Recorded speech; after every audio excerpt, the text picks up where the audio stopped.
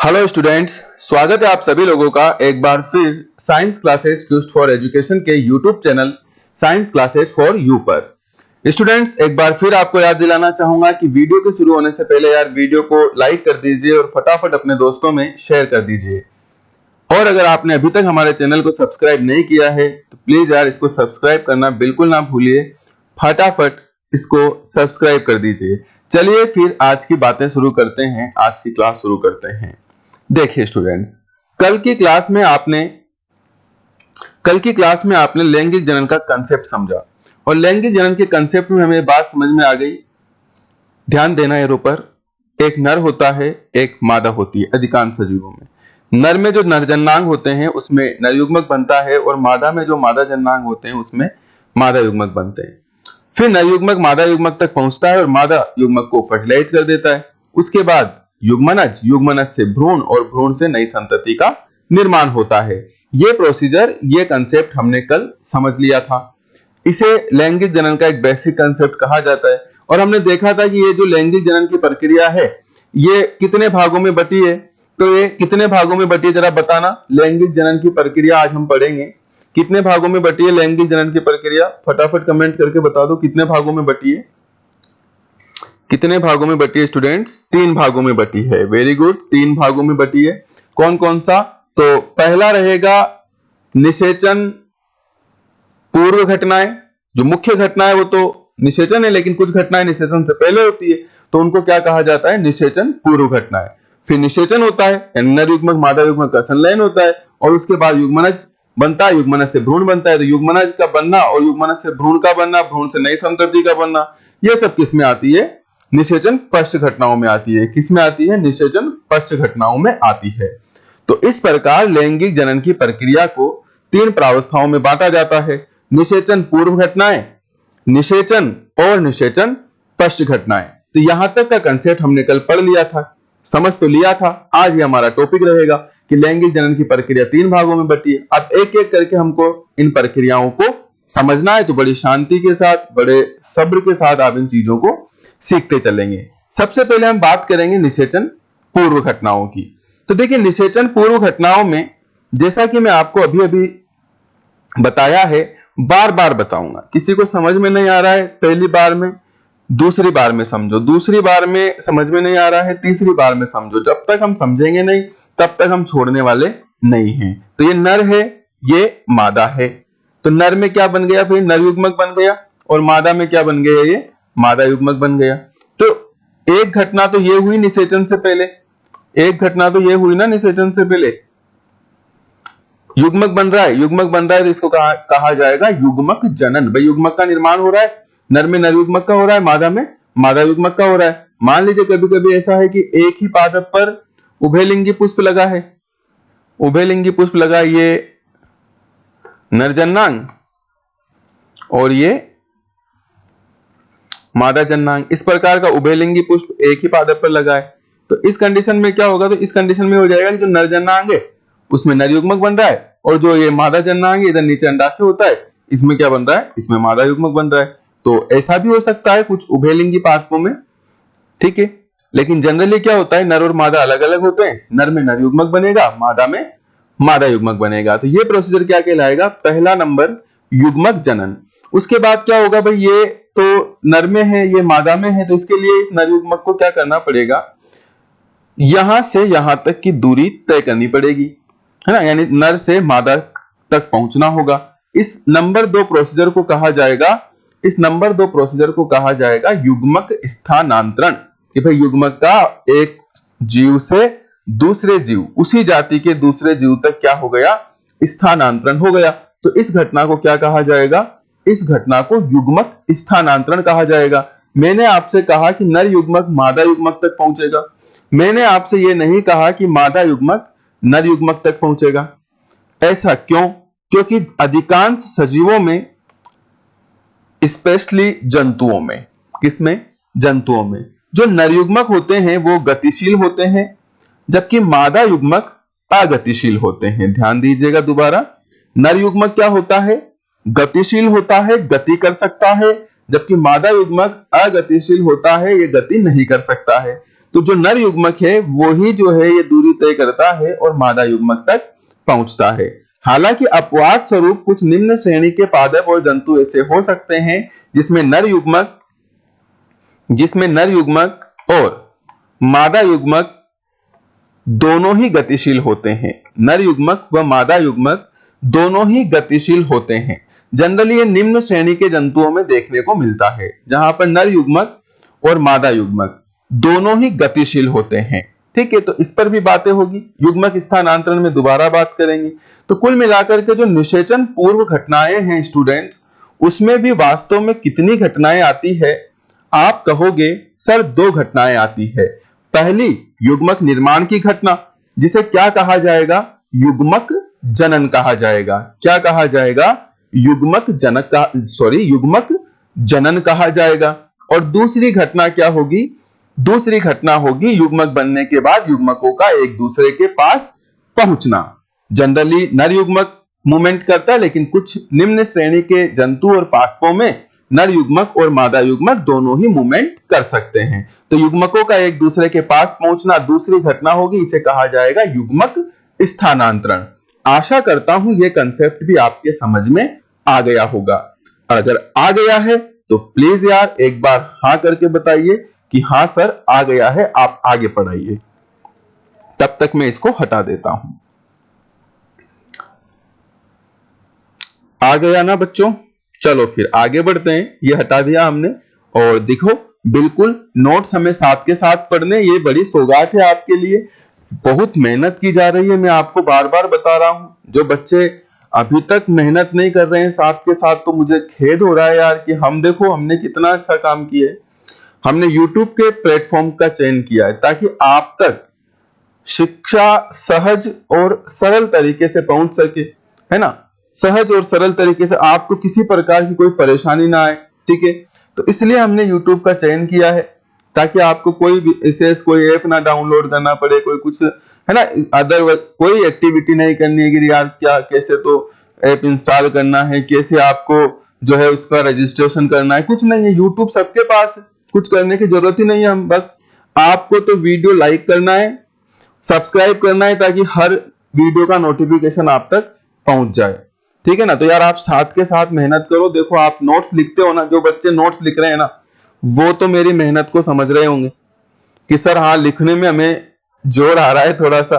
तो आप तो सर बैठ करके टाइप कर रहे हो हमारे लिए। नहीं, मुझे टाइप करने की क्या जरूरत है? अगर आप बताइए, अगर ऑफलाइन क्लासें चल रही होती, है ना, तो बताइए क्या मैं ये टाइप करता? क्या आप ही लिखते ना? लेकिन देखो मैं आपके लिए कितनी मेहनत कर रहा हूं। बताना जरूरी है स्टूडेंट्स, क्योंकि नहीं बताएंगे कि कितनी मेहनत कर रहे हैं तो सच में ना आपको पता भी नहीं लगेगा कि कितनी मेहनत कर रहे हैं। चलिए, तो फिर निषेचन पूर्व घटनाओं में कितनी घटनाएं आ गई? 2 घटनाएं निषेचन पूर्व घटनाओं में आ गई है। पहली युग्मक जनन, अभी अभी बात करी, और दूसरी युग्मक स्थानांतरण। सबसे पहले हम बात करेंगे स्टूडेंट किसकी? युग्मक जनन की। मैंने आपको अभी अभी कहा कि नर के अंदर नर युग्मक और मादा के अंदर मादा युग्मक बनते हैं। तो ये युग्मकों के निर्माण की जो प्रक्रिया है ना, ध्यान से सुनना, क्योंकि देखो जो कॉमन कंसेप्ट होता है ना स्टूडेंट्स, वो सबको ही पता होता है। लेकिन आप 12th बायोलॉजी के स्टूडेंट हैं, आपको कुछ स्पेसिफिक बातें सीखनी है। कॉमन सबको पता है। आप कोई भी कक्षा 10 के बच्चे से भी पूछोगे ना, वो भी बता देगा। क्या बता देगा? वो भी कि अगुणित युग्मकों के निर्माण की, युग्मक अगुणित होता है, आप भी जानते हैं, क्लास 10th में भी पढ़ करके आए हो। आप भी बता दोगे कि अगुणित युग्मकों के निर्माण की प्रक्रिया क्या है? युग्मक जनन है, सब बता देंगे। लेकिन सिर्फ इससे काम चलने वाला नहीं है। आप अब स्पेशली बायोलॉजी के स्टूडेंट हैं और आपको विशेष नॉलेज होनी चाहिए अब युग्मक जनन के बारे में। तो बिल्कुल आप बने रहें वीडियो के साथ। आपको वीडियो समाप्त होने पर आप महसूस भी करते होंगे कि हाँ यार, हमने कुछ नया सीखा है। अगर स्टूडेंट, मैं आपसे कहता हूं और मैं ये कहने की हिम्मत भी रखता हूं कि वास्तव में अगर आप ये पूरा वीडियो देखने के बाद कुछ नया नहीं सीखते हो, कुछ भी नई नॉलेज आपको नहीं मिलती है, यार आप अनसब्सक्राइब कर देना चैनल को, मत देखना आप वीडियो, है ना? लेकिन अगर आप सीखते हो तो फिर बने रहो हमारे साथ और सीखते रहो और मेहनत करो साथ के साथ। चलो, तो फिर आज भी नई बातें सिखाएंगे, बिल्कुल सिखाएंगे। युग्मक क्या होते हैं? युग्मक होते हैं अगुणित, ये बात तो आप जानते हो। युग्मक क्या होते हैं? युग्मक होते हैं अगुणित। ये बात हम ऑलरेडी जानते हैं, छोटी कक्षाओं में भी हमको पढ़ाया जाता है कि युग्मक जो है वो अगुणित होते हैं। चलिए ये बात हो गई भाई। लेकिन अब जो मैं आपको नई बात बताने वाला हूं, पहले तो जो बच्चा अगुणित और द्विगुणित में कंफ्यूज है वो आप देख लीजिए कि सजीवों के अंदर कोई सजीव है और उसके अंदर गुणसूत्र इस प्रकार सिंगल फॉर्म, कोई जोड़ा ओड़ा नहीं बनाया है, ऐसे एकल रूप में स्थित है, तो इस प्रकार के सजीव को कहा जाएगा अगुणित सजीव। यह होता है अगुणित। और द्विगुणित का मतलब क्या होता है? द्विगुणित का मतलब होता है कि जो गुणसूत्र होते हैं सजीव की कोशिकाओं में, सजीव की कोशिकाओं में जो गुणसूत्र होते हैं वो कैसे होते हैं? वो जोड़े में होते हैं। तो देखिए 4 ही गुणसूत्र इसमें है और 4 ही इसमें है, लेकिन ये चारों अलग अलग है, जबकि यहां पर 2-2 के जोड़े बने हुए हैं। तो यहां इस कंडीशन से ये तो क्या हो गया? द्विगुणित। ये तो क्या हो गया? द्विगुणित। और ये क्या हो गया? अगुणित। आ रही है बात? तो दो प्रकार के सजीव हो सकते हैं, अगुणित भी हो सकते हैं और द्विगुणित भी हो सकते हैं। सजीव से तात्पर्य जनक भी मान सकते हैं कि दो प्रकार के जनक हो सकते हैं, अगुणित भी हो सकते हैं और द्विगुणित भी हो सकते हैं। लेकिन स्टूडेंट्स, सजीव कैसे भी हो, अगुणित हो या द्विगुणित हो, इनके द्वारा बनने वाले युग्मक सदैव कैसे होंगे? इनके द्वारा बनने वाले युग्मक सदैव अगुणित ही होंगे। इस बात को आपको ध्यान में रखना है अच्छे से। फिर बता देता हूं कि सर अगुणित कौन से सजीव होते हैं? बात वही जो निम्न श्रेणी के जंतु हैं, जो निम्न श्रेणी के पादप हैं, उनका शरीर कैसा होता है? अगुणित होता है। यानी उनके शरीर में जो कोशिकाएं होती है उनमें गुणसूत्र जोड़े में नहीं होते हैं, एकल रूप में व्यवस्थित होते हैं। जबकि जो उच्च श्रेणी के पादप और उच्च श्रेणी के जंतु हैं उनके जो गुणसूत्र हैं वो जोड़े में स्थित होते हैं, तो उनका शरीर जो है वो द्विगुणित होता है। अब एक बात और हम सीखेंगे, क्या? ये जो बार बार हम निम्न श्रेणी और उच्च श्रेणी की बात करते हैं, तो सर कौन से जंतु निम्न श्रेणी में आते हैं और कौन से जंतु उच्च श्रेणी में आते हैं? तो बहुत सारे बच्चों को तो यही कंफ्यूजन रहता है। मेरी कुछ बच्चों से बात हुई तो उन्होंने कहा कि सर केचुआ निम्न श्रेणी का है या उच्च श्रेणी का है? ये तो नॉन कोर्डेटा में आता है, तो फिर ये निम्न श्रेणी का होना चाहिए। तो पहली बात तो आप जो है ना इस कंसेप्ट को खत्म करो। निम्न, अगर मुझे कोर्डेटा और नॉन कोर्डेटा की बात करनी होती तो फिर मैं नॉन कोर्डेटा और कोर्डेटा ही कहता, फिर मैं निम्न श्रेणी और उच्च श्रेणी शब्दों का प्रयोग ही क्यों करता? यानी कि निम्न श्रेणी और उच्च श्रेणी का मतलब कोर्डेटा और नॉन कोर्डेटा से नहीं है। नॉन कोर्डेटा जो है यानी कि प्रोटोजोआ से लेकर के हेमिकार्डेटा तक के जो जंतु हैं, इकाइनोडर्मेटा तक के जो जंतु हैं, वो भी लोअर भी हो सकते हैं उनमें कुछ जंतु और हायर भी हो सकते हैं। इसी प्रकार जो हम कार्डेट्स हैं, हम कार्डेटा के अंतर्गत आते हैं, लेकिन हमारे अंदर भी कुछ निम्न श्रेणी के जंतु हो सकते हैं और उच्च श्रेणी के जंतु हो सकते हैं। यानी निम्न श्रेणी और उच्च श्रेणी का लेना देना कोर्डेटा और नॉन कोर्डेटा से, वर्टिब्रेटा और नॉन वर्टिब्रेटा से बिल्कुल नहीं है। किससे है उस पर बात करते हैं। ठीक है, किससे है? तो भाई जैसे मान लीजिए आप तो नॉन कोर्डेट्स की बात कर लेते हैं। तो नॉन कोर्डेट्स में जिन जंतुओं के अंदर अंगों का विकास हो चुका है बड़े जीवों की तरह, जैसे केचुए की बात करूं ना, तो केचुए के अंदर आहार नाल है, आपने देखा नर जननांग बन चुके हैं, वर्षण बन चुका है, अंडाशय बन चुका है। ठीक है, तो इस प्रकार के सिस्टम डेवलप हो चुके हैं विकसित जंतुओं की तरह। तो अब जो केचुआ है आप उसको निम्न श्रेणी में मानोगे क्या? नहीं, वो उच्च श्रेणी का है क्योंकि उसके अंदर सिस्टम डेवलप हो चुके हैं। लेकिन ऐसे जंतु जिनके अंदर सिस्टम नहीं बने हैं, अभी अंग बनना शुरू नहीं हुआ है, लेकिन फिर भी वो लैंगिक जनन के लिए कुछ संरचनाएं बना रहा है, तो वो जंतु किस में आएगा? वो निम्न श्रेणी में आएगा। वो किस में आएगा? निम्न श्रेणी में आएगा। जैसे मोनेरा के अंदर जीवाणु वगैरह आते हैं, मोनेरा है ना, जीवाणु, नील, हरित, शैवाल वगैरह। तो ये जो मोनेरा जगत के अंदर क्या है? कोई संरचनाएं नहीं बनी, कोई आहार नाल नहीं है, कोई जो है श्वसन तंत्र नहीं डेवलप हुआ, कोई नर जनन तंत्र, मादा जनन तंत्र नहीं बना है। तो वो मोनेरा के जो जीव हैं वो किस में आएंगे? निम्न श्रेणी में आएंगे। शैवाल किस में आएगा? सर शैवाल में जड़, तना, पत्ती कोई अंग नहीं बनता है, लेकिन फिर भी वो लैंगिक जनन के लिए युग्मक बना लेता है ना, चल बीजाणु, अचल बीजाणु, इस प्रकार से। तो शैवाल किस में आएगा? निम्न श्रेणी में आएगा। ब्रायोफाइटा किस में आएगा? निम्न श्रेणी में। टेरिडोफाइटा भी किस में आएगा? निम्न श्रेणी में। जिम्नोस्पर्म और एंजियोस्पर्म किस में आएगा?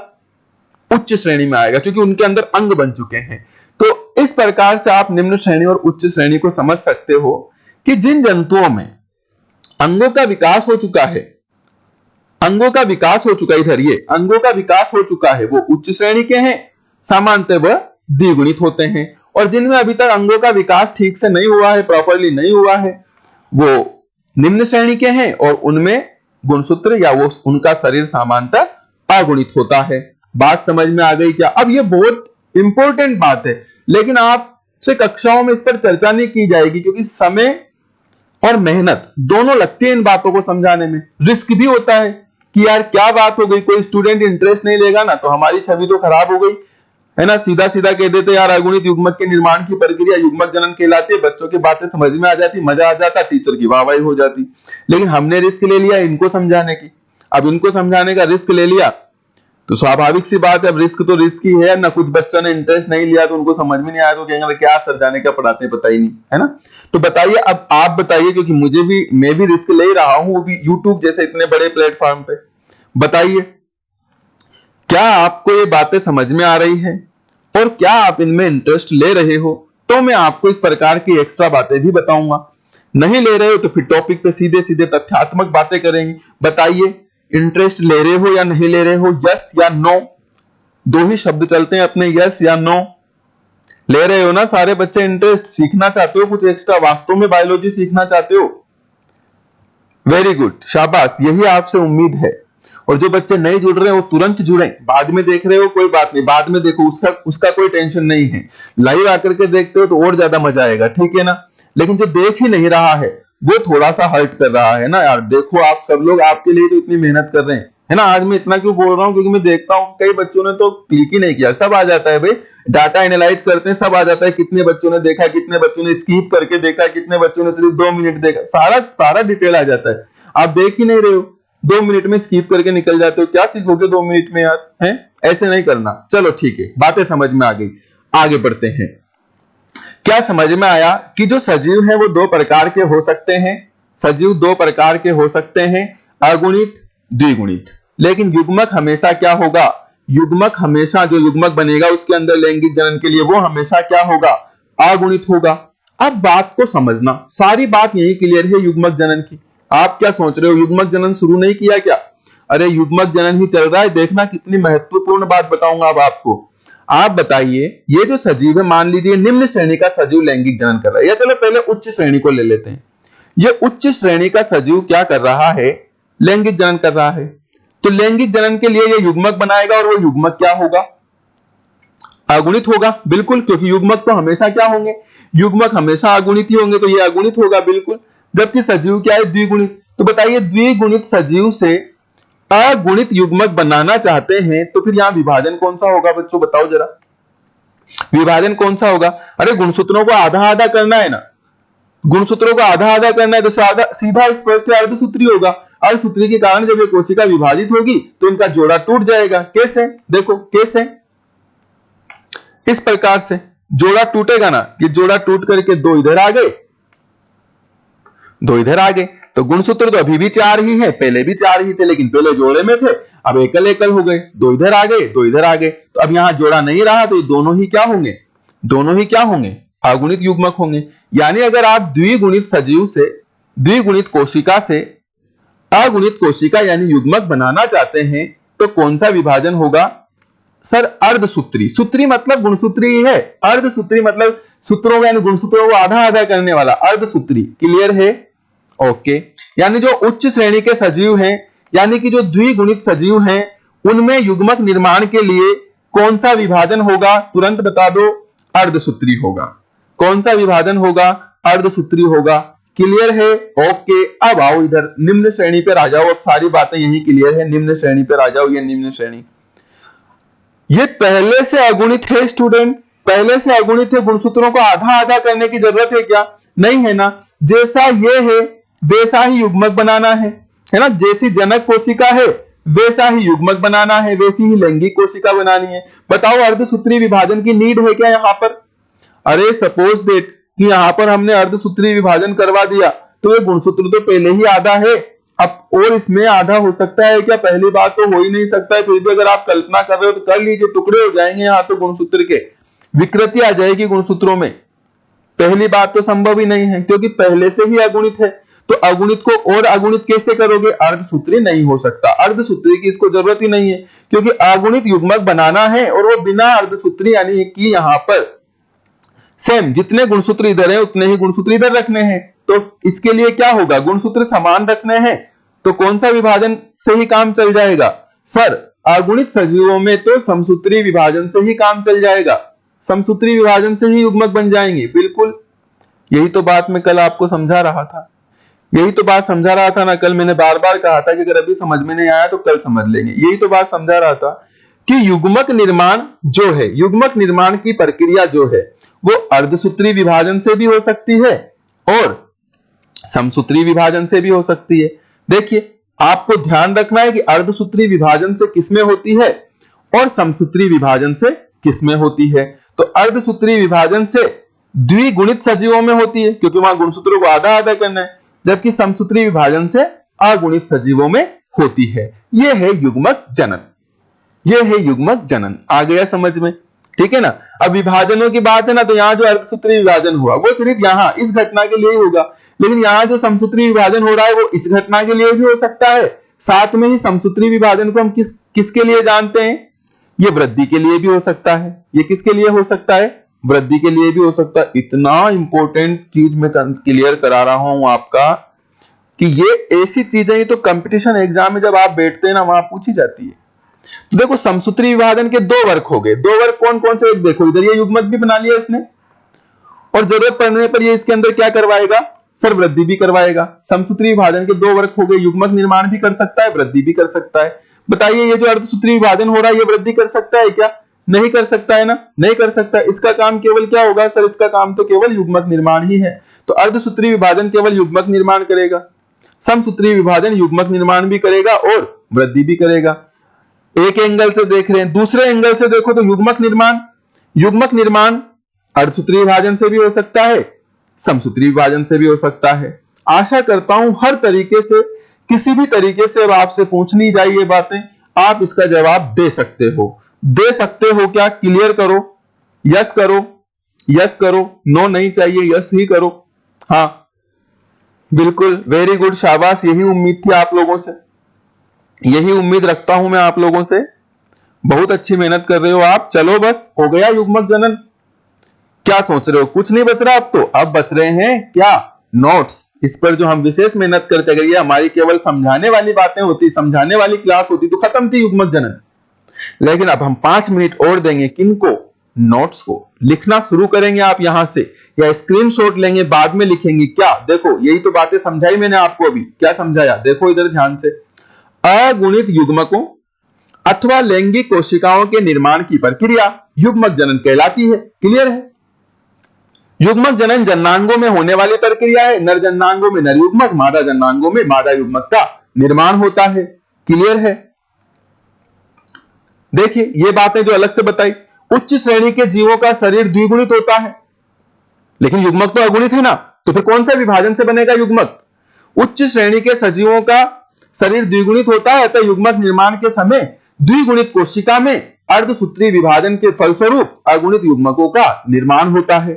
तो द्विगुणित में अर्धसूत्री, लेकिन अगर सजीव पहले से अगुणित है तो अच्छा इसका उदाहरण भी लिख लें। समस्त उच्च श्रेणी के पादप इसमें आ जाएंगे और जंतु भी इसमें आ जाएंगे।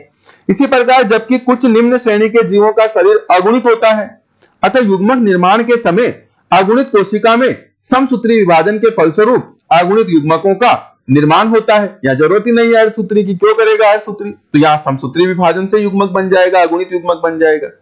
आ गई बात समझ में? तो आपने क्या देखा कि सजीव चाहे द्विगुणित है चाहे अगुणित है, अगर द्विगुणित है तो अर्धसूत्री विभाजन के फलस्वरूप अगुणित युग्मक बनाएगा, और अगर अगुणित है तो फिर वो सीधा सीधा समसूत्री विभाजन से अगुणित युग्मक बना लेगा। यानी कि नेक्स्ट लाइन क्या हो जाएगी? ये उदाहरण हो गया, मैंने बताया था आपको, मोनेरा, कवक, शैवाल, ब्रायोफाइटा, टेरिडोफाइटा।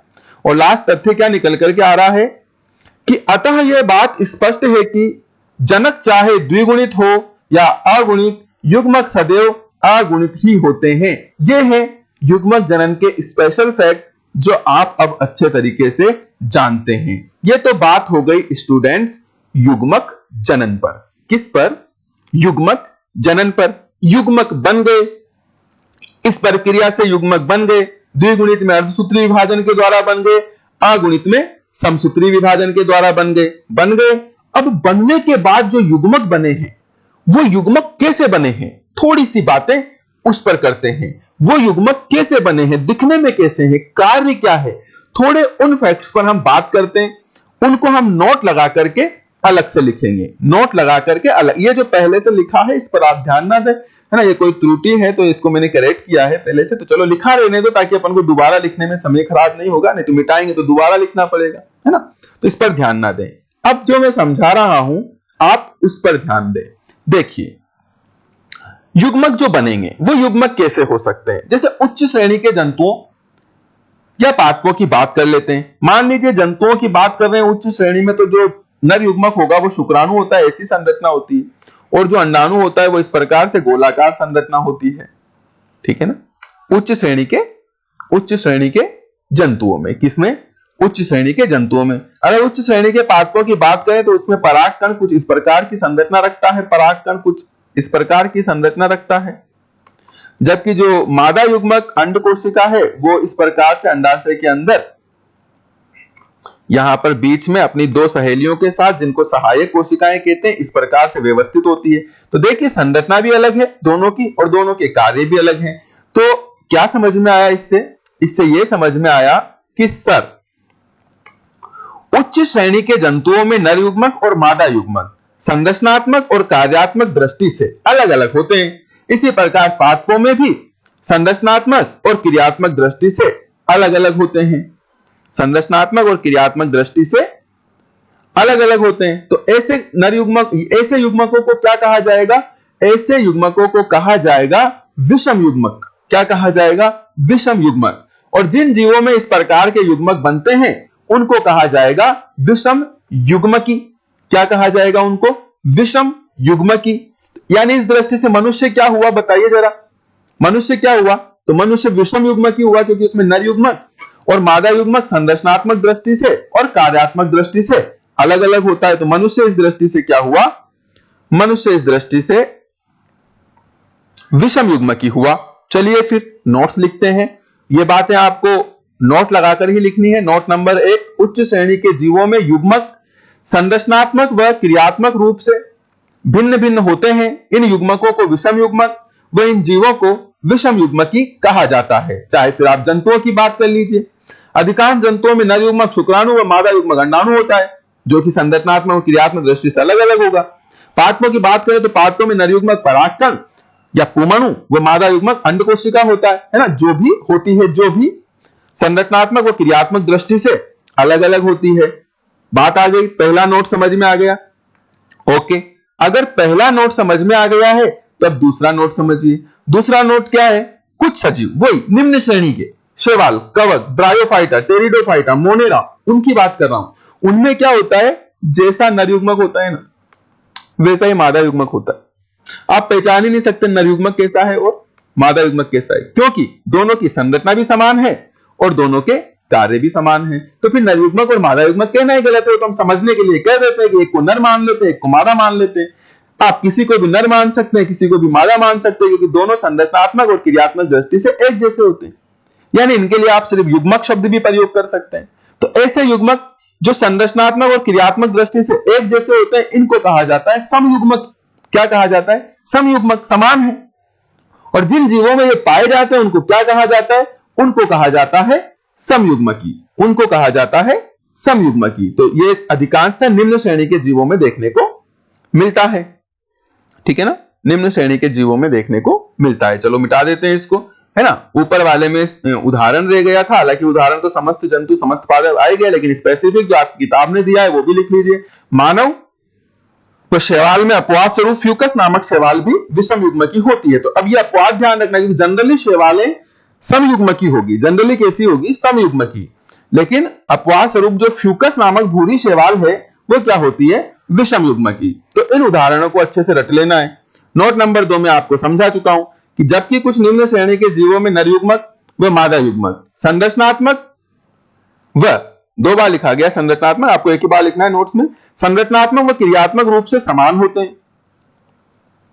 देखिए आलोचक इनकी आलोचनाएं करेंगे कि क्या लिख देते हैं, कुछ भी लिख देते हैं, लेकिन ये छोटी मोटी त्रुटियां हैं। इस प्रकार की आलोचनाओं पर आप ध्यान ना दें। आप देखिए, आप खुद एनालाइज करिए कि आपको वास्तव में कुछ सीखने को मिल रहा है या नहीं मिल रहा है। विशेष ध्यान दीजिए, ठीक है ना। और हम तो आलोचनाओं की परवाह करते नहीं है। अगर आलोचनाओं की परवाह करते तो फिर YouTube जैसा प्लेटफॉर्म क्यों चुनते, है ना। पूरा देश देखता है, पूरा राजस्थान देखता है, केवल स्टूडेंट्स ही नहीं देखते, हमारे सीनियर्स भी देखते हैं। और निश्चित तौर पर सीनियर्स में हमसे ज्यादा नॉलेज होती है, तो वहां पर कमियां भी निकल करके आती है। वैसे बहुत सावधानी से वीडियोस बनाए जाते हैं, अभी तक तो कोई ऐसी शिकायत आई नहीं है। एक आध जगह पर एक आध त्रुटि हुई थी तो उनको हमने सुधार भी लिया है।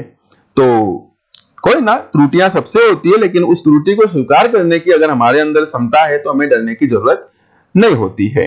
तो ये छोटी छोटी त्रुटियां हैं, इनको तो आप समझ सकते हैं, अंडरस्टैंड कर सकते हैं कि यार हो गया, टाइपिंग मिस्टेक है, दो बार संरचनात्मक लिखा गया तो आपको एक ही बार लिखना है। जबकि कुछ निम्न श्रेणी के जीवों में नरयुग्मक व मादा युग्मक संरचनात्मक व क्रियात्मक रूप से समान होते हैं।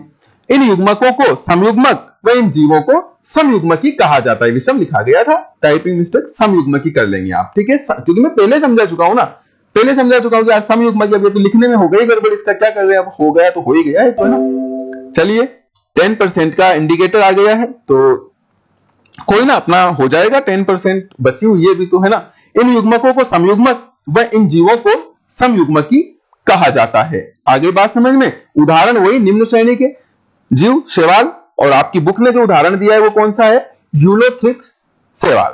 तो अच्छे से याद रख लेना इसको। अब एक स्पेशल कैटेगरी भी आपके पास, देखो ये कुछ शैवालों में निर्मित युग्मक संरचनात्मक रूप से तो समान होते हैं, संरचना तो समान है, लेकिन क्रियात्मक रूप से क्या होते हैं, क्रियात्मक रूप से भिन्न होते हैं। तो इन्हें क्या कहेंगे यार, संरचना समान है, क्रिया भिन्न है, तो फिर इनको कहा जाएगा कारकीय असम युग्मकी। क्या कहा जाएगा, कारकीय असम युग्मक, ठीक है, कारकीय असम युग्मक। और ऐसे जीवों को कारकीय असम युग्मकी। और इसमें भी शैवाल आती है, कौन सी शैवाल आती है, स्पाइरोगाइरा। कौन सी, स्पाइरोगाइरा। यहां पर कॉपी हो गई थी यूलोथ्रिक्स, जिसको मैंने काट दिया है, तो आप इसको लिखना नहीं है, यूलोथ्रिक्स को काट दिया है, आप केवल क्या लिखेंगे, स्पाइरोगाइरा शैवाल इसका उदाहरण है। तो कुछ स्पेशल फैक्ट्स हैं जो आपकी बुक में दिए हैं, आपको इन स्पेशल फैक्ट्स को भी ध्यान में रखना है। तो ये लीजिए, युग्मक जनन भी पढ़ लिया, और युग्मक जनन के दौरान किस किस प्रकार के युग्मक बन सकते हैं वो भी पढ़ लिया। चलिए स्क्रीन को हटाते हैं, थोड़ी देर के लिए हटा देते हैं इसको, फिर रिवाइज करते हैं, देखिए कितना याद हुआ। अब स्क्रीन ब्लैंक है, इसको भी भेज देते हैं। अब स्क्रीन ब्लैंक है और रिवाइज करिए, कौन कौन से युग्मक बन सकते हैं। पहली कंडीशन, जहां पर नर युग्मक और मादा युग्मक अलग अलग प्रकार के होंगे, इनको विषम युग्मक कहा जाएगा, और ऐसे जीवों को विषम युग्मकी कहा जाएगा। समस्त उच्च श्रेणी के पादप और उच्च श्रेणी के जंतु इसमें शामिल होंगे। स्पेशल उदाहरण आपकी बुक ने जो दिया है वो है मानव और फ्यूकस नामक शैवाल। दूसरा, कुछ जीव ऐसे होंगे निम्न श्रेणी के जहां पर नर युग्मक मादा युग्मक संरचनात्मक व क्रियात्मक दृष्टि से एक जैसे होंगे, इनको समयुग्मक कहा जाएगा, और ऐसे जीवों को समयुग्मकी। वैसे सारे निम्न श्रेणी के इसमें आ जाएंगे, लेकिन स्पेशल उदाहरण जो आपकी बुक ने दिया है, याद रखना, यूलोथ्रिक्स शैवाल। कौन सा, यूलोथ्रिक्स शैवाल। और लास्ट, जहां पर युग्मक संरचनात्मक रूप से समान हो सकते हैं, लेकिन दोनों के कार्य अलग अलग होंगे, इन्हें कहा जाएगा कारकीय असम युग्मक, यानी कारकीय रूप से भिन्न युग्मक। और इसका उदाहरण है स्पाइरोगाइरा। क्या है, स्पाइरोगाइरा। तो आशा करता हूं यह युग्मक जनन आपको समझ में आ गया होगा। अब नेक्स्ट टॉपिक पर बात करते हैं युग्मक स्थानांतरण पर। युग्मक स्थानांतरण पर अब हम बात करेंगे। देखिए स्टूडेंट्स, युग्मक स्थानांतरण में पहले ही आप लोगों को समझा चुका था कि जब युग्मक बन जाएंगे तो वो नर से, जैसे नर उच्च श्रेणी में नर युग्मक जो है वो गतिशील होगा, तो वो नर से मादा युग्मक तक जो है गति करके पहुंचेगा। तो यही चीज क्या है, युग्मक स्थानांतरण है। मैंने आपको यह भी बताया कि कुछ निम्न श्रेणी के जीवों में नर युग्मक और मादा युग्मक दोनों ही गतिमान होते हैं, तो वो एक दूसरे की ओर आगे बढ़ेंगे। तो इसी बात को चलो थोड़ा विस्तार देते हैं। परिभाषा क्या रहेगी, युग्मक निर्माण के पश्चात, इसको भेजो वापस, युग्मक निर्माण के पश्चात नर व मादा युग्मक एक दूसरे के समीप आते हैं ताकि निषेचन संपन्न हो सके। इसे ही युग्मक स्थानांतरण कहते हैं। अधिकांश जीवों में नर युग्मक गतिशील व मादा युग्मक अगतिशील होता है। इस बात को भी आपको ध्यान में रखना है। अब देखिए स्टूडेंट्स, इन बातों को हम थोड़ा और स्पष्ट करेंगे, क्लियर करेंगे। ये बातें तो क्लियर है कि युग्मक निर्माण के पश्चात नर युग्मक मादा युग्मक तक पहुंचता है, लेकिन ये घटना जो है ना, मैं पहले भी बात कर चुका हूं, ये घटना जो है ना अलग अलग जीवों में अलग अलग तरीके से होगी, है ना। देखिए, युग्मक स्थानांतरण की प्रक्रिया अलग अलग जीवों में अलग अलग प्रकार से होती है। इसे हम निम्न प्रकार से समझ सकते हैं। जैसे अगर हम विकसित जंतुओं की बात करें, उच्च श्रेणी के जंतुओं की बात करें, तो आपको पता है, हम शुरू से पढ़ते आ रहे हैं, उनमें क्या होता है, एक नर होता है और एक मादा होती है। मैंने बताया आपको, नर में नर युग्मक बनता है, मादा में मादा युग्मक बनता है। तो यहां क्या होगा कि जो नर युग्मक है वो मादा युग्मक तक कैसे पहुंचेगा। तो जो जंतुओं की बात कर रहा हूं मैं, किसकी, जंतुओं की। तो जंतुओं में क्या होता है कि जंतु, जो ये नर जंतु है, वो मादा जंतु के शरीर के संपर्क में आएगा और एक संभोग या मैथुन की प्रक्रिया के द्वारा अपने इन नर युग्मकों को, यानी कि शुक्राणुओं को, मादा के शरीर में स्खलित कर देगा। तो इस प्रकार से नर युग्मक कहां पहुंच जाएंगे, मादा के शरीर में पहुंच जाएंगे, मादा युग्मकों तक पहुंच जाएंगे। तो विकसित जंतु, उच्च श्रेणी के जंतुओं में तो युग्मक स्थानांतरण इस तरीके से होगा। ठीक है, तो आप नोट्स लिखेंगे सीधे सीधे। क्या लिखोगे, देखो आप सीधे सीधे नोट्स लिख लीजिए ये, कि अधिकांश उच्च श्रेणी के जंतु एकलिंगी होते हैं, अर्थात नर व मादा अलग अलग होते हैं। नर मैथुन या संभोग की क्रिया द्वारा नर युग्मकों अर्थात शुक्राणुओं को मादा के शरीर में स्थानांतरित कर देता है। जब भी मैं बात करता हूं अधिकांश, क्योंकि 100% बात किसी पर लागू नहीं होती स्टूडेंट, कुछ ना कुछ अपवाद होते हैं। जैसे उच्च श्रेणी के जंतुओं में जो जलीय जंतु है, जो जल में पाए जाते हैं, अब जल में भी सारे नहीं, कुछ जलीय जंतु, तो वो कुछ जलीय जंतुओं में क्या होता है, उनमें प्रोसीजर क्या होता है। जैसे मान लीजिए कि यार ये तालाब है और इस तालाब में कोई मेंढक रहता है, मेंढकी भी रहती है, सॉरी मादा मेंढक है ना, एक नर मेंढक है, एक मादा मेंढक है। तो इनमें जनन कैसे होगा, तो ये नर क्या करेगा, नर मेंढक क्या करेगा, अब यहां पर दोनों शरीर नहीं मिलेंगे। नर क्या करेगा, अपने शुक्राणुओं को कहां छोड़ देगा, ये अपने शुक्राणुओं को जल में छोड़ दिया, और इस मादा ने भी अपने अंडाणुओं को क्या कर दिया, मादा ने भी अपने अंडाणुओं को कहां छोड़ दिया, जल में छोड़ दिया। बस यही काम के लिए तो ये जल में आते हैं, बाकी तो वापस स्थल पर चले जाते हैं। इसीलिए तो मेंढक को उभयचर कहा जाता है, क्योंकि मेंढक जो है रहता स्थल पर है, लेकिन जनन के लिए वो किस पर डिपेंडेंट होता है, जनन के लिए वो जल पे डिपेंडेंट होता है। अब देखो, उभयचर सिखा रहा हूं मैं आपको, है ना। मैंने कहा ना, आप सिर्फ यहां पर वो नहीं सीखेंगे जो आपके सिलेबस में इंक्लूड किया है, आप यहां पर जीव विज्ञान का ज्ञान प्राप्त कर रहे हैं। उभयचर क्यों कहते हैं किसी भी जीव को, अब आप कहोगे ऐसे जीव जो जल और स्थल दोनों पर पाए जाते हैं। जल, यही परिभाषा याद है ना उभयचर की, यही परिभाषा याद है उभयचर की, जल और स्थल दोनों पर पाए जाते हैं, क्या कहलाते हैं, उभयचर कहलाते हैं। यही कहते हो ना आप, बिल्कुल गलत परिभाषा है। ऐसे जीव जो जल और स्थल दोनों पर पाए जाते नहीं, ऐसे जीव जिनमें जीवन की कोई ना कोई प्रावस्था जलीय माध्यम पर डिपेंड करती है और वो स्थल पर भी जीवन यापन करते हैं। जैसे मेंढक रहता है स्थल पर, जीवन यापन स्थल पर कर लेता है मेंढक, लेकिन जब इनको नई संतति को जन्म देना है, संतान को जन्म देना है, जनन करना है, तो जनन के लिए मेंढक किस पर डिपेंडेंट है, जल पे डिपेंडेंट। अगर जल में नहीं आएगा तो जनन कर ही नहीं पाएगा, वो अवस्था ही नहीं आएगी इसके अंदर।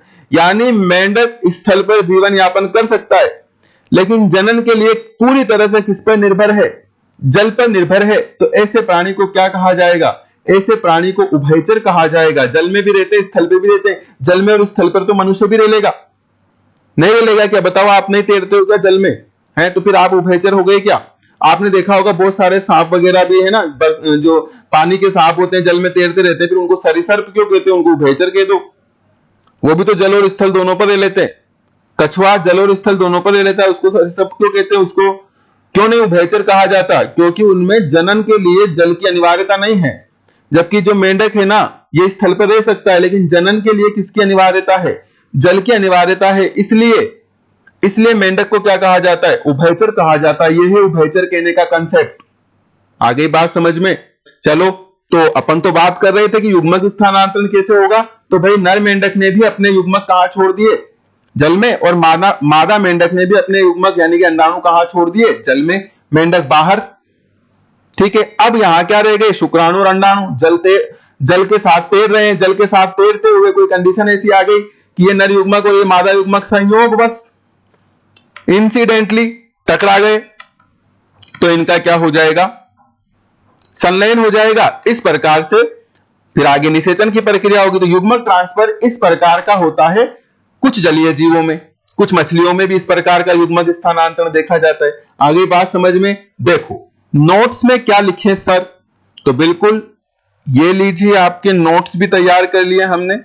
दूसरा बिंदु आप नोट्स में लिखोगे, दूसरा बिंदु आप नोट्स में लिखोगे कि कुछ उच्च श्रेणी के जलीय जंतु, सारे नहीं, कुछ उच्च श्रेणी के जलीय जंतु अपने युग्मकों को जल में स्थानांतरित कर देते हैं।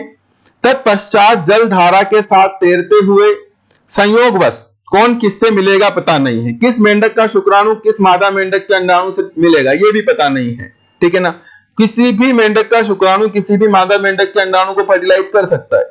उनके बच्चों को पता भी नहीं होगा कि, समझ रहे हो ना आप, कि उनके माता पिता कौन है, क्योंकि इनमें पेरेंटल केयर का अभाव होता है। इसमें माता पिता का लाड प्यार नहीं मिलता बच्चों को, पता ही नहीं है बच्चों को कि किसकी संतानें है ना, क्योंकि मेंढक जल में शुक्राणु छोड़ गया था, मादा भी जल में अंडाणु छोड़ गई थी। सारे मेंढकों का यही प्रोसीजर है, तो कोई भी किसी को फर्टिलाइज करेगा, लार्वा बनेगा, वहीं पर उनमें डेवलपमेंट चलता रहेगा, वहीं पर नए सजीव बन जाएंगे, और इस दौरान इनका कोई भी पेरेंटल केयर नहीं होगा। पेरेंटल केयर यानी पैतृक संरक्षण इनको नहीं मिलेगा। जैसे मनुष्य में पैतृक संरक्षण होता है, पक्षियों में पैतृक संरक्षण होता है, मेंढक जैसे सजीवों में पैतृक संरक्षण नहीं पाया जाता। तो संख्या तो बहुत सारी होती है इन जीवों की, लेकिन सारे सर्वाइव नहीं कर पाते, क्योंकि शिकारी जंतु जो होते हैं वो इनको खा जाते हैं, क्योंकि इनकी सुरक्षा के लिए इनका कोई पैतृक प्रेजेंट नहीं होता है। तो ये बातें भी आगे भी डिस्कस करेंगे, हालांकि आगे होगी समझ में। चलो आगे बढ़ते हैं, स्क्रीनशॉट ले लीजिए, नोट्स लिखोगे आप। आगे बढ़ते हैं, पुष्पी पादपों की बात करते हैं। एंजियोस्पर्म, आपको पता है बहुत अच्छे से कि पादपों में युग्मक स्थानांतरण कैसे होता है सर, परागण की क्रिया द्वारा होता है। परागण की क्रिया क्या है, अब परागण की क्रिया तो आप जो नेक्स्ट आपका चैप्टर आ रहा है पुष्पी पादपों में लैंगिक जनन, वहां पर समझ ही लोगे, फिर भी थोड़ी सी समझ लेते हैं कि जैसे मान लीजिए नर जन्नांग है, इसके अंदर परागकण बना, ये मादा जन्नांग है, इसके यहां नीचे की तरफ अंड कोशिका है। तो जब ये परागकण इसी पुष्प पर या इसी जाति के किसी अन्य पुष्प पर पहुंच जाता है यहां से निकल करके, तो यह घटना क्या कहलाती है, परागण कहलाती है। यह घटना क्या कहलाती है, परागण कहलाती है। तो पुष्पी पादपों में युग्मक का स्थानांतरण कैसा होता है, किस प्रक्रिया के द्वारा होता है, तो परागण के द्वारा होता है। परागण को अगले आने वाले पाठ में बहुत विस्तार से हम परागण को पढ़ने वाले हैं, तो यहां सिर्फ आप इतनी सी बात को ध्यान में रखिए। और पुष्पी, और अच्छा एक बात और ध्यान रख लीजिएगा कि यहां जो ये परागकण है ये अगतिशील है, ये गतिशील नहीं होता है, ध्यान दे लीजिएगा। तो यहां पर पुष्पों में या पुष्पी पादपों में नर युग्मक और मादा युग्मक दोनों ही अगतिशील होते हैं। चलिए फिर इसको हटा देते हैं और बात करते हैं अपुष्पी पादप यानी कि जिम्नोस्पर्म की। तो जिम्नोस्पर्म में भी प्रोसीजर बिल्कुल पुष्पी पादपों यानी एंजियोस्पर्म जैसा ही है। अपुष्पी पादपों में युग्मक स्थानांतरण की प्रक्रिया परागकण के समान ही होती है, परागण के समान ही होती है। अब बात कर लेते हैं सीडलेस प्लांट्स की यानी शैवाल, ब्रायोफाइटा और टेरिडोफाइटा की, जिनमें पुष्प भी नहीं बनते और बीज भी नहीं बनते। उनमें कैसे होता है, तो उनमें वही जलीय जीव वाला कंसेप्ट लगेगा। निम्न श्रेणी के पादपों यानी कि शैवाल, ब्रायोफाइटा और टेरिडोफाइटा की मैं बात कर रहा हूं। युग्मक स्थानांतरण के लिए जलीय माध्यम की आवश्यकता होती है। नर युग्मक व मादा युग्मक जल की सतह पर तैरते हुए एक दूसरे के संपर्क में आते हैं, यानी वो मेंढक जैसा ही यहां पर काम हो रहा है। ठीक है, तो इस प्रकार से आपने देखा कि अलग अलग जीवों में ये युग्मक स्थानांतरण की प्रक्रिया भी कैसे हो रही है, अलग अलग प्रकार से हो रही है। आशा करता हूं युग्मक स्थानांतरण की बातें भी आपकी क्लियर हो गई होगी।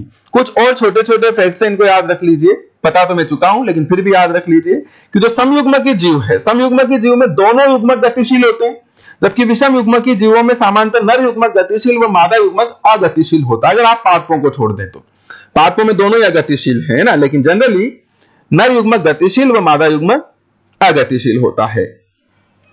ठीक है, लास्ट बात, समयुग्मकी जीव सामान्यतः निम्न श्रेणी के पादप व जंतु होते हैं। समयुग्मकी जीव सामान्यतः निम्न श्रेणी के पादप व जंतु होते हैं। ठीक है, तो ये बातें भी आपको ध्यान में रखनी है स्टूडेंट्स। तो आज का टॉपिक तो हमारा यहां पर समाप्त होता है, जिसमें हमने निषेचन पूर्व घटनाओं को समझा। आज की क्लास को हम विराम दें उसके पहले चलिए मिलाते हैं आपको एक बार फिर साइंस। अच्छा, एक नोट्स और रह गया ना, ये भी लिख लेना, हालांकि बाद में बात होगी इस पर कि नर युग्मकों की संख्या हमेशा नर युग्मकों की संख्या मादा युग्मकों की संख्या की तुलना में क्या होती है, ज्यादा होती है। मादा युग्मक कम बनते हैं, नर युग्मक ज्यादा बनते हैं। चलो आगे बात करेंगे, इस पर भी छोटा सा नोट डाल लेना। चलिए मिलते हैं हमारे आज के क्विक लर्नर्स से, quick learners of science classes. पहले गर्ल्स की बात कर लेते हैं। गर्ल्स में क्विक लर्नर्स कौन कौन रहा देखिए। सबसे पहले नोट सेंड करने वाली जो हमारी क्विक लर्नर है वो है नंदिनी श्रृंगी। उसके बाद क्रम से जो हमें नोट्स भेजे गए रात्रि 8 बजे से पूर्व, निशा धाकर, शुभांगिनी, काजल, कविता धाकर, भावना राठौर, तृप्ति, भावना बागोरा, ज्योति चौहान, लक्षिता महावर, अंजलि धाकर, अनुजा शर्मा, नेहा चौधरी, उषा धाकर, मानसी शर्मा, हुमीरा। और सबसे लास्ट में नोट्स भेजे, हालांकि इन्होंने रात्रि 8 बजे बाद भेजे लेकिन फिर भी अब भेज दिए हैं, तो इनको भी हम सिर्फ इनका नाम ले पाएंगे। भी नाम यहां पर अवेलेबल है अनुष्का। तो अनुष्का भी हमारे क्विक लर्नर्स में शामिल है, हालांकि यहां नाम नहीं लिखा है तो कोई बात नहीं, हम सुना देते हैं कि अनुष्का को भी हमने quick learners of science classes के अंदर शामिल किया है। तो ये थी लड़कियों में क्विक लर्नर्स। अब चले बात कर लेते हैं बॉयज की। तो बॉयज में हमारे क्विक लर्नर्स हैं दीपक बेरवा, नंद किशोर, नरेंद्र, अरविंद धाकर और नरेंद्र कुमार। 2 नरेंद्र हैं और दोनों ही नरेंद्र को हमने quick learners of science classes में शामिल किया है। तो बिल्कुल आज बॉयज की संख्या बड़ी है। आशा करता हूं कि अगली क्लास में जो क्विक लर्नर्स है उनकी संख्या और बढ़ने वाली है। तो स्टूडेंट्स लगे रहिए, पढ़ते रहिए, मेहनत करिए, नोट्स बनाइए, सेंड करिए और quick learners of science classes में शामिल हो जाइए। चलिए फिर विराम देते हैं आज की क्लास को, कल फिर मिलते हैं इसी समय पर। नमस्कार, बने रहिएगा साइंस क्लासेज के साथ।